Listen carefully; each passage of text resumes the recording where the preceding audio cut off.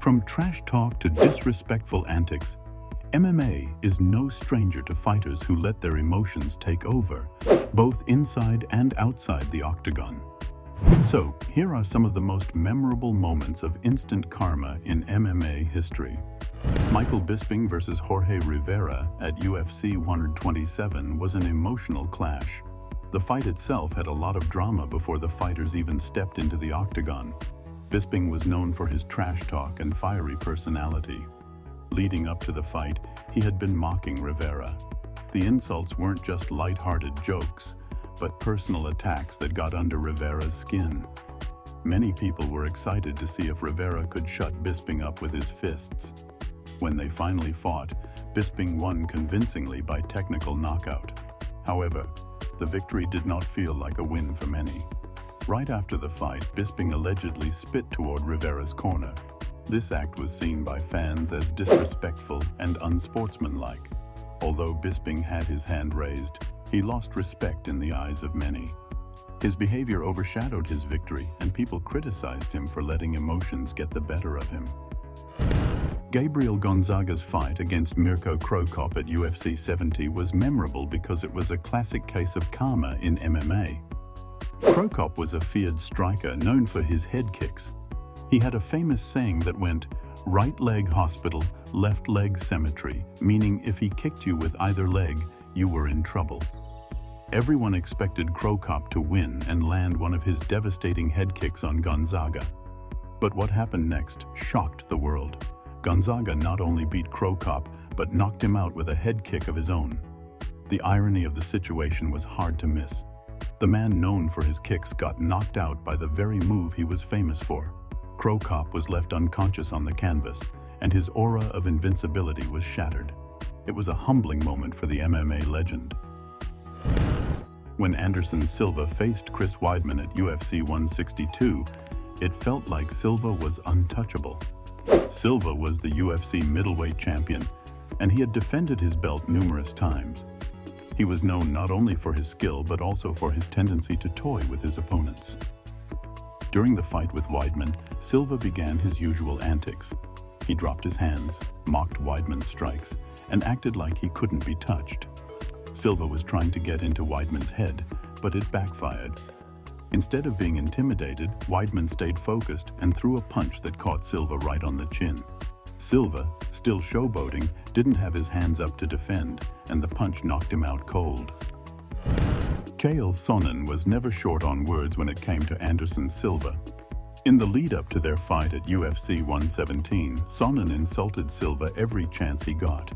Sonnen wasn't just talking, he was also preparing. When they finally fought, Sonnen backed up his talk with action. He dominated Silva for nearly 5 rounds, and it looked like Silva was about to lose his belt. Sonnen's wrestling kept Silva on the ground, and the champion couldn't find a way to get back into the fight. But in the final moments of the fight, Silva locked in a triangle choke from the bottom, and Sonnen was forced to tap out. It was a dramatic turn of events. After almost 5 rounds of getting beaten, Silva pulled off a miracle submission. Sonnen had been just minutes away from becoming the UFC middleweight champion, but in the end, it was Silva who kept his belt. Khabib Nurmagomedov and Conor McGregor's fight at UFC 229 was one of the most intense rivalries in MMA history. McGregor is known for his talk, but in the lead-up to this fight, he took things to another level. He insulted Khabib's family, religion, and country, which made the fight very personal. Khabib, on the other hand, remained calm and let his performance in the octagon do the talking. When they finally fought, Khabib dominated McGregor from start to finish. He out-wrestled McGregor, took him down repeatedly, and eventually submitted him in the 4th round. But the drama didn't end there. After the fight, Khabib leaped out of the cage and went after McGregor's corner. The tension between the two camps had boiled over, and it resulted in a chaotic scene. Although Khabib won the fight convincingly, the post-fight brawl overshadowed his victory. Jorge Masvidal's fight with Ben Askren at UFC 239 was one of the most highly anticipated matchups in 2019. The build-up to the fight was intense, largely due to Askren's constant trash talk. Askren was a wrestler who had entered the UFC undefeated and was confident that his wrestling skills would help him dominate Masvidal. He taunted Masvidal over and over, calling him overrated and predicting an easy win. Masvidal, who is known for being a street fighter turned professional, didn't take kindly to the insults. When the fight began, it was over before anyone even had a chance to blink. Masvidal ran toward Askren at the opening bell and delivered a perfectly timed flying knee that landed squarely on Askren's head. Askren was knocked out instantly, and the referee rushed in to stop the fight just 5 seconds after it had started. The knockout set a new record for the fastest KO in UFC history. Michael Page is known for his flashy fighting style and charismatic personality. But after his fight with Evangelista Cyborg Santos at Bellator 158, Page's celebration took a turn that many fans found distasteful. Page won the fight with a flying knee that landed directly on Santos's skull, causing a life-threatening injury. Santos suffered a fractured skull from the impact, and it was later revealed that the injury was severe enough that it could have ended his career, if not his life. While Page's victory was impressive, what happened after the fight drew criticism from many. Instead of showing concern for his opponent, Page decided to celebrate in a way that many found disrespectful. He put on a Pokemon hat and pretended to throw a Pokeball at Santos as he lay injured on the canvas. Alistair Overeem entered UFC 156 with a lot of confidence. He was a decorated kickboxer and MMA fighter with victories over some of the biggest names in the sport. When he was matched up against Antonio Bigfoot Silva, many believed Overeem would win easily. Overeem shared that belief, and it showed in his attitude leading up to the fight. He openly mocked Bigfoot, saying that he wasn't worried about his opponent and acting as if the fight was already won. Overeem fought with his hands down, almost taunting Bigfoot throughout the match. He didn't take his opponent seriously, and it looked like he thought he was too good to lose. But by the third round, Overeem's arrogance caught up with him. Bigfoot, who had been patient and calm throughout the fight, saw his opportunity.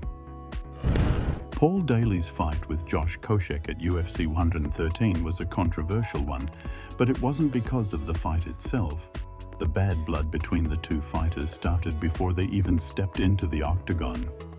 Koscheck was known for his trash talk, and he didn't hold back when it came to Daley. After the fight ended, with Koscheck winning by decision, Daley lost his temper. As the two fighters were walking back to their corners, Daley threw a sucker punch at Koscheck, catching him off guard. The punch didn't cause any serious damage, but the act itself was enough to get Daley immediately banned from the UFC. Dana White, the UFC president, was furious and stated that Daley would never fight in the UFC again. Nate Diaz is known for his no-nonsense attitude, and when he faced Donald Cowboy Cerrone at UFC 141, things got heated before the fight even began. During the weigh-ins, Cerrone knocked Diaz's hat off, which was seen as a sign of disrespect. Diaz, never one to back down, took note of the disrespect and carried that anger into the fight. By the end of the fight, it was clear who the better fighter was that night. Diaz had landed hundreds of strikes, completely dominating Cerrone from start to finish. The fight went to a decision, but there was no doubt in anyone's mind that Diaz was the winner. And that's all we have for today's episode. Don't forget to give this video a like and also smash that subscribe button while you're down there.